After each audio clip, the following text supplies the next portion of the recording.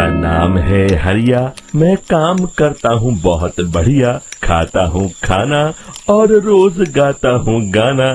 अरे यार, आज तो बहुत देर हो गई। इस खतरनाक जंगल को देखकर तो मेरे हाथ पैर ठंडे हो गए हैं। अगर मैं वक्त पर गांव नहीं पहुंचा तो मालिक बहुत नाराज हो जाएंगे। तभी हरिया को एक आवाज सुनाई देती है। सुनिए हरु जी। अरे, ये आवाज किसने दी? तभी हरिया को सामने कुछ दूर एक औरत खड़ी दिखाई देती है। अरे भाई, ये औरत अकेली इतनी रात को इस जंगल में क्या कर रही है? चलकर पूछना पड़ेगा। फिर हरिया अपनी बैलगाड़ी उस औरत के सामने लाकर रोक देता है और उससे पूछता है। अरे सुनिए, आप इतनी रात को इस खतरनाक जंगल में अकेली क्या कर रही हैं? तभी वो औरत मीठी आवाज में कहती है, अरे हरु जी, आप आ गए। मैं कब से आपका इंतजार कर रही थी। वैसे तो यहाँ से काफी लोग गुजर चुके हैं, लेकिन मैं खास आपका इंतजार कर रही थी। अच्छा, तुम सच कह रही हो? मुझे तो यकीन नहीं हो रहा है। वो क्या है ना, आज तक किसी ने मुझसे इतने प्यार से बात नहीं की। हाँ हाँ हरु जी, मैं सच कह रही हूँ। अब देर मत करिए और जल्दी से मुझे मेरे घर तक छोड़ दीजिए। हाँ हाँ, कौन सी बड़ी बात है, अभी छोड़ देता हूँ। आप मेरे पीछे बैलगाड़ी में बैठ जाइए और मुझे रास्ता बताते चलिए। फिर वो औरत हरिया की बैलगाड़ी में बैठ जाती है और हरिया बैलगाड़ी हाँकता हुआ आगे चल पड़ता है। फिर उस औरत के बताए हुए रास्ते पर चलते चलते हरिया बैलगाड़ी लेकर एक काली गुफा के आगे आकर रुक जाता है। हरिया उस औरत से पूछता है, हाँ देवी जी, आपका घर कहाँ है? यहाँ तो एक गुफा के अलावा और कुछ नहीं है। तभी अचानक वो औरत हवा में उड़ने लगती है। देखते ही देखते उसका सुंदर रूप एक डरावनी चुड़ैल में बदल जाता है और वो जोर जोर से हंसती है। अरे तू तो एक नंबर का बेवकूफ निकला। तू तो बड़ी आसानी से मेरी बातों में आ गया। अरे मर गया रे, ये तो एक चुड़ैल है। हे भगवान बचा ले, ये तो बड़ी डरावनी दिखाई दे रही है। और फिर अगले ही पल हरिया की बैलगाड़ी में रखा सारा सामान हवा में उड़ता हुआ उस काली गुफा के अंदर चला जाता है और वो चुड़ैल भी उस गुफा के अंदर जाकर कहीं गायब हो जाती है। हरिया ये नजारा देख बुरी तरह घबरा और परेशान हो जाता है। अरे, ये चुड़ैल तो मेरा सारा सामान लेकर गुफा में गायब हो गई। अब क्या होगा? अगर मैं गांव खाली हाथ गया तो मालिक मेरी अच्छी खबर लेंगे। मेरी इस बात का कोई यकीन भी नहीं करेगा। फिर आखिर वही हुआ। हरिया के मालिक चंपक सेठ को हरिया की किसी भी बात पर रत्ती भर भी यकीन नहीं हुआ। चंपक सेठ को लगा हरिया झूठ बोल रहा है और उसने ही लालच में आकर सारा सामान हड़प कर लिया है। फिर हरिया को बेईमान समझकर चंपक सेठ उसे काम से निकाल देता है। अगले दिन अपनी दुकान में परेशान बैठा चंपक सेठ गुस्से में बड़बड़ाता है। अरे, दुकान में तो सामान बिल्कुल भी नहीं है। अब मुझे ही शहर जाकर सामान लाना होगा। फिर वो अपनी बैलगाड़ी लेकर शहर चला जाता है। शहर से सामान लेकर जब चंपक सेठ वापस गांव लौट रहा होता है, तभी उसे एक आवाज सुनाई देती है। चंपक जी, ओ चंपक जी। अरे, ये तो कोई मेरा नाम लेकर मुझे पुकार रहा है। फिर उस रास्ते में वही औरत खड़ी दिखाई देती है। फिर क्या था, हरिया की तरह चंपक सेठ भी उस औरत के पास अपनी बैलगाड़ी लेकर जाता है और वो भी उसकी चिकनी चुपड़ी बातों के मुंह जाल में फंस जाता है। फिर चुड़ैल उसे भी अपनी गुफा तक ले जाती है और उसका सारा सामान लेकर गुफा में गायब हो जाती है। बेचारा चंपक सेठ लाचार होकर खाली हाथ गांव लौट आता है। फिर ये उस जंगल में रोज की बात हो जाती है। जो कोई भी शहर से कुछ लेकर गांव की तरफ लौटता, वो चुड़ैल उसे बेवकूफ बनाकर उसका सारा सामान लेकर गुफा में गायब हो जाती। एक दिन हरिया एक लकड़हारे को उसी जंगल की तरफ जाते हुए देखता है। फिर हरिया उसे रोकते हुए कहता है, अरे भाई, क्यों अपनी मौत को दावत दे रहे हो? मेरी बात मानो, आगे जंगल में मत जाओ, वहाँ एक बड़ी भयानक चुड़ैल रहती है।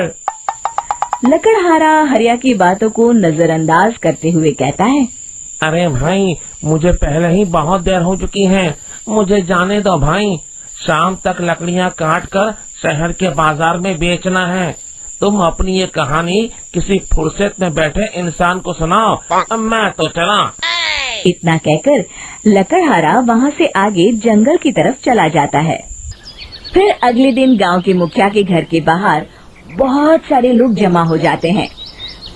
तभी हाथ में कुल्हाड़ी लिए खड़ा लकड़हारा कहता है, अरे मुखिया जी, अब आप ही हमें बचाइए उस जंगल वाली चुड़ैल से।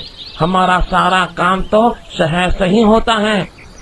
अरे मुखिया जी, उस चुड़ैल की वजह से तो मैं पूरी तरह बर्बाद हो गया हूँ।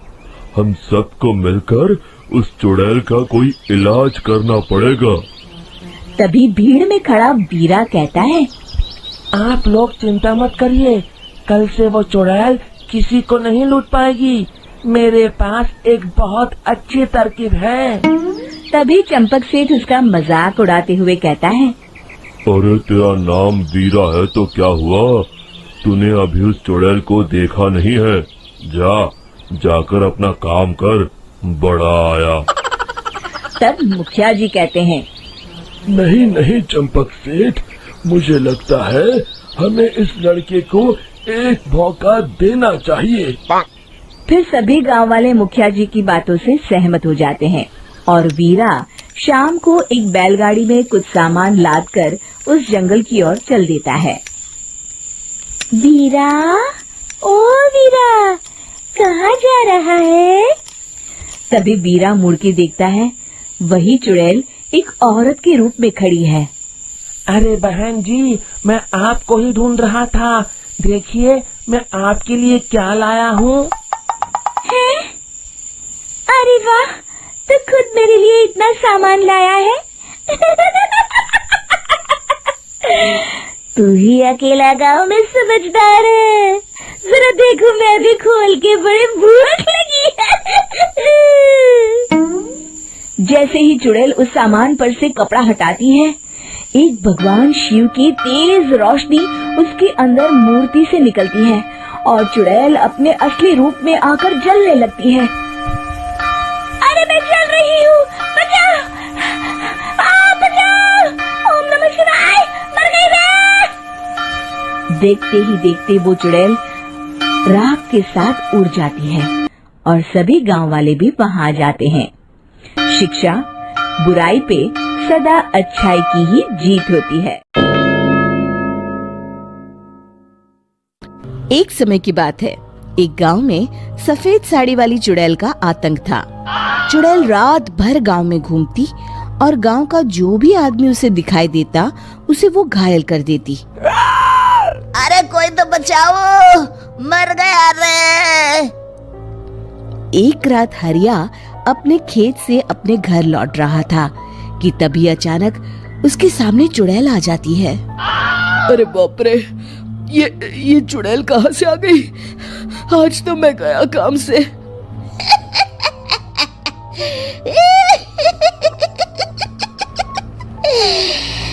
आज मुझे मेरा शिकार मिल गया। अरे चुड़ैल दीदी, मुझे छोड़ दो। जैसे ही चुड़ैल हरिया की तरफ बढ़ती है, हरिया वहाँ से भाग जाता है और अपने घर के दरवाजे पे पहुँचता है। अरे भगवान, जल्दी से दरवाजा खोलो, मेरे पीछे चुड़ैल पड़ी है। हरिया की पत्नी जल्दी से दरवाजा खोल देती है। अरे आप इतना हाफ क्यों रहे हैं? अरे मेरे पीछे चुड़ैल पड़ी है, आज तो मैं बाल बाल बच गया। जल्दी से सभी दरवाजे और सभी खिड़कियों को बंद करके बत्ती बुझा दो। तभी चुड़ैल हरिया के घर के पास पहुंच जाती है। अरे वो आदमी कहाँ गायब हो गया? मैं भी देखती हूँ आखिर कब तक बचेगा। मैं अपने शिकार को इतनी आसानी से नहीं छोड़ती। इतना कहकर चुड़ैल वहां से चली जाती है।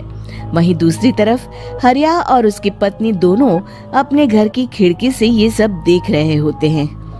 अरे बाप रे, ये तो बड़ी डरावनी चुड़ैल थी। अगले दिन ये बात आग की तरह पूरे गांव में फैल जाती है और धीरे धीरे लोग चुड़ैल के डर के मारे शाम होते ही अपने घरों से बाहर निकलना बंद कर देते हैं। कुछ दिनों के बाद भाई, मैंने तो इस चुड़ैल के डर के मारे रात को अपने खेतों को पानी देना बंद कर दिया है। कहीं मेरी फसल सूख गई तो मैं तो कहीं का नहीं रहूंगा। साहूकार का कर्जा कैसे चुकाऊंगा? अरे भाई, पूरे गांव वालों का यही हाल है। पता नहीं ये चुड़ैल हमारे गांव में कहां से आ गई। फिर एक दिन गांव के पास वाली नदी के किनारे एक बहुत बड़े तांत्रिक के आने की बात कुछ गांव वालों को पता चलती है। वो लोग जाके ये बात गांव के मुखिया को बताते हैं। मुखिया जी, नदी के किनारे एक बहुत ही पहुंचे हुए तांत्रिक बाबा आए हैं। हमें उनसे मदद मांगनी चाहिए। मैंने सुना है वो बड़े बड़े भूतों और चुड़ैलों को अपने वश में कर लेते हैं। मुखिया जी सभी गांव वालों को लेकर उस तांत्रिक के पास पहुंच जाते हैं। ओम फट स्वाहा, ओम फट स्वाहा। तभी तांत्रिक अपनी बंद आंखों को खोलकर कहता है, क्या बात है? तुम सब लोग यहाँ क्यों आए हो? मुखिया जी उस तांत्रिक को सारी बात बता देते हैं। अच्छा, तो ये बात है। और तांत्रिक अपनी आंखों को बंद कर लेता है। मैं देख रहा हूँ तुम्हारे पूर्वजों ने बहुत पाप किए थे, जिससे ये गांव अब श्रापित हो चुका है।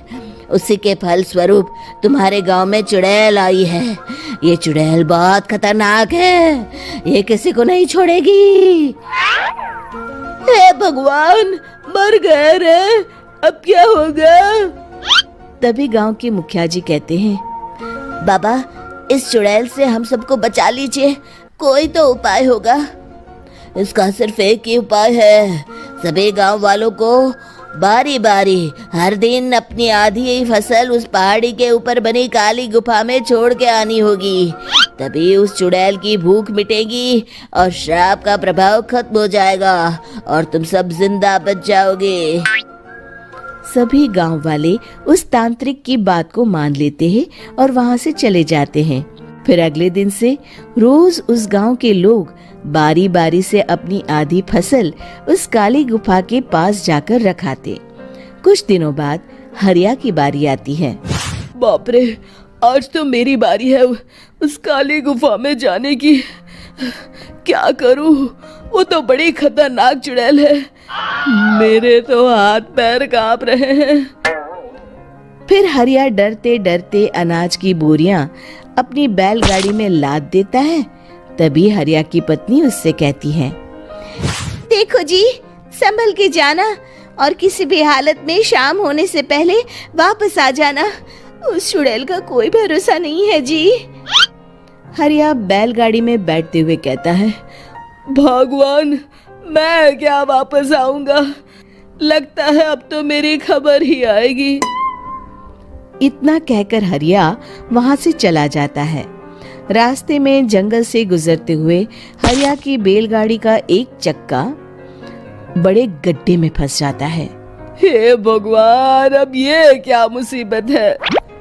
हरिया नीचे उतर के पूरी ताकत से अपनी बैलगाड़ी को गड्ढे से निकालने की कोशिश करता है। बहुत देर मेहनत करने के बाद हरिया की बैलगाड़ी उस गड्ढे से बाहर निकल जाती है। हे भगवान, अब तो शाम होने वाली है। आज तो मैं गया काम से।